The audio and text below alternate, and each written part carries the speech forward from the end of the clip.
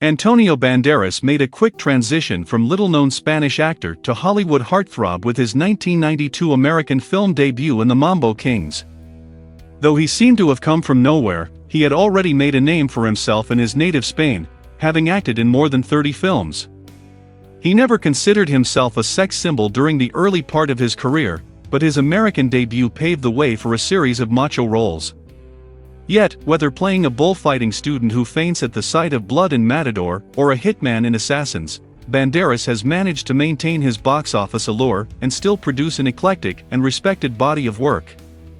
José Antonio Dominguez Banderas was born in Malaga, Spain, on August 10, 1960, to José, a government employee, and Ana, a school teacher. He was named for his father and for his mother's beloved brother Antonio. His brother, Francisco, was born just 18 months later. Banderas grew up in a middle-class household and had an authoritarian upbringing. "My parents were very strict with me, but not to the point where I'm complaining," he told Cindy Pullman of the Chicago Sun-Times. "It was necessary because I was a wild boy." He excelled in sports and dreamed, like most young Spanish boys, of becoming a professional soccer player. His aspirations were crushed, however, when he broke his foot playing soccer. It was then that he began to think seriously about becoming an actor. Struggled as an actor. Banderas enrolled in drama classes at the School of Dramatic Arts in Malaga against the wishes of his parents, who imagined a more traditional career for their son, and joined an independent theater group. After years of suppression under Spanish dictator Franco's regime, independent theater was beginning to take root. The group traveled all over Spain with little financial support and often performed on the streets, sometimes hassled by the police and drunken onlookers. In 1981, at the age of 19, he moved to Madrid to further his acting career. It wasn't long before he won a place as an ensemble member in the esteemed National Theatre of Spain, becoming the youngest member of the company. Being a struggling young actor, he also worked as a waiter and took small modeling jobs. After one theater performance, he was introduced to radical young film director Pedro Almodóvar. At the time, Almodóvar was one of the most outrageous and talented of an emerging breed of cinematic pioneers, and he approached Banderas to help him forge a new film industry. They joined forces and made several acclaimed and sexually provocative movies beginning in the 1980s, such as Labyrinth of Passion, Matador, and Tie Me Up. Tie Me Down.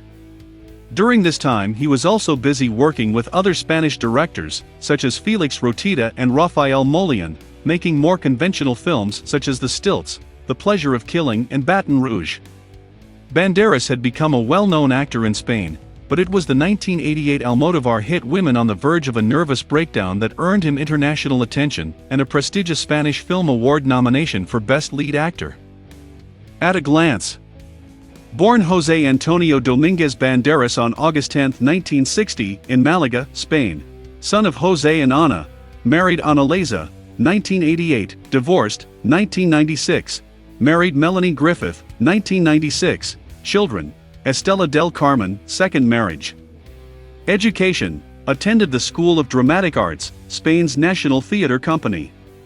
Made American film debut. In 1992, American director Arne Glimcher cast Banderas opposite Armand Assante in The Mambo Kings, even though Banderas knew very little English. Determined to conquer the language barrier and break into the U.S. film industry, Banderas learned all of his lines phonetically and took intensive lessons at a Berlitz school. His efforts paid off when he delivered a stunning and deep rendering of his lines, winning high praise for his performance. His breakthrough Hollywood role was in the highly acclaimed 1993 film Philadelphia, in which he played Tom Hanks's sympathetic gay lover. Banderas received monumental praise for his role in the film. Soon, offers started to roll in, including a part in The House of Spirits, and the role of Armand in the high-profile production of Interview with the Vampire, starring alongside Tom Cruise and Brad Pitt. His first leading role in an American film came in 1995, when he teamed up for the first time with filmmaker Robert Rodriguez in Desperado. Banderas formed a lasting relationship with Rodriguez that led to the making of 1995's Four Rooms, a four-director experimental comedy that cast Banderas as a father trying to keep his children in line. This film would inspire his character in Spy Kids, another Rodriguez film shot several years later. During the 1990s, Banderas worked at a breakneck pace, completing work on Miami Rhapsody, Never Talk to Strangers, and his biggest budget film yet, The $75 Million Assassins, in which he starred alongside Sylvester Stallone. But it was the 1996 musical extravaganza Evita that surprised audiences the most. The musical, based on the Andrew Lloyd Webber Broadway phenomenon, showcased Banderas's eclectic style and gambling spirit when he sang and danced opposite Madonna as Marxist revolutionary Che Guevara. It wasn't long before Banderas commanded more than $1 million for a film, and was being labeled the Latin lover. It was quite a long way from his days as a struggling actor in Madrid, when he played numerous gay roles. Banderas enjoyed the success, but was careful not to embrace his new image. "I don't think there is a guy that plays more gay characters than I have done in my life," he told Diane Sawyer in an ABC television primetime live interview. "I mean, that doesn't feed the Latin lover. So I never was careful of trying to keep an image and explode that image." Still, he has continued to be named to such lists as People magazine's 50 Most Beautiful People in the World and Entertainment Weekly's It list, which described him as 5-alarm Tabasco hot. Married Melanie Griffith. In 1995, Banderas became romantically involved with Melanie Griffith while working on the film Too Much. He had been married to Ana Leza since 1988, but their 8-year marriage soon ended. Banderas and Griffith were married after a whirlwind romance in May of 1996. They welcomed the birth of their first child, Estela del Carmen, the following September.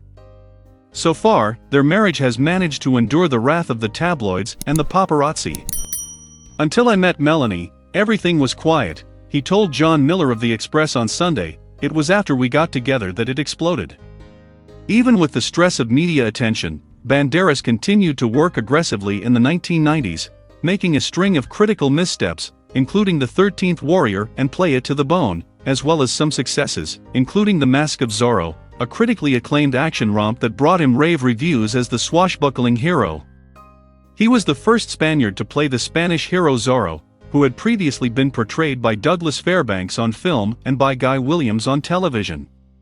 After a series of movies that had portrayed him as the macho leading man, Zorro allowed Banderas to restore the element that made him so appealing in Almodovar's films: his sense of humor. He made his Hollywood directorial debut in 1999 with Crazy in Alabama, a civil rights drama about a woman who kills her husband to get out of an abusive marriage, and then heads for Hollywood, leaving her 7 kids behind in Alabama. The film starred his wife, and the couple's daughter, Stella, had a bit part. The film was panned by the critics. Developed eclectic style. Deviating from his usual sexy roles, in 2001 Banderas reteamed with Rodriguez on a family movie, Spy Kids, in which he lampooned his Latin lover image and played the role of a patriarch in a family of spies. The movie was Banderas's biggest financial success up to that point, grossing $113 million and increasing his clout in Hollywood. This was his 6th film with Rodriguez, and would guarantee their future working relationship. Just a year later, Spy Kids 2, The Island of Lost Dreams, was released on the coattails of the first film's success. Banderas has been fully aware that Hollywood rewards money-making and not talent. He told Ron Dicker of the Hartford Courant, "That's beautiful for the studio and probably for your career in some way because they value you for the money you produce, not what you are as an actor." Banderas continued to juggle a full schedule of eclectic projects. He released 4 new films in 2002, with supporting roles as the painter David Siqueiros in the successful Frida Kahlo biography Frida, and as a photographer in Brian De Palma's box office bomb Femme Fatale. He also had a leading role in Ballistic, X vs. Sever, an espionage action film that received dismal reviews. His 2003 films included Desperado II, Once Upon a Time in Mexico, and Imagining Argentina, a political thriller. Banderas credits Pedro Almodovar with his overall success. "Almodovar is the most important person in my career," he told Roger Moore of the Orlando Sentinel. "I am in America making movies because of him. He made me. Americans saw me first through his movies. He is the guilty one, the reason I am here."